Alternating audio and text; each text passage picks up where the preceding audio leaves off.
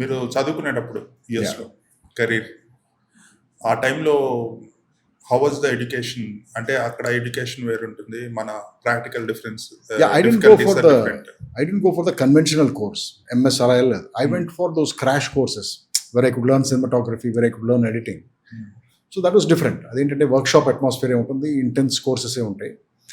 But ఇప్పటి America కాదు అది. అప్పుడు అమెరికా చాలా బాగుండేది.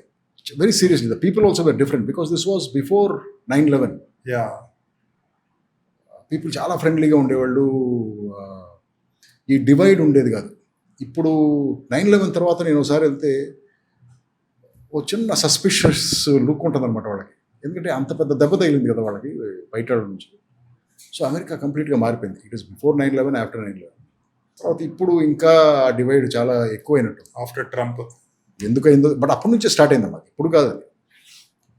ఐ డోంట్ థింక్ ఇప్పుడు జరిగింది కదా ఇది. 9/11 టైం నుంచి అమెరికా మారిపోయింది. It is not the same America anymore. But still it's a great country. There is no country like that in the world.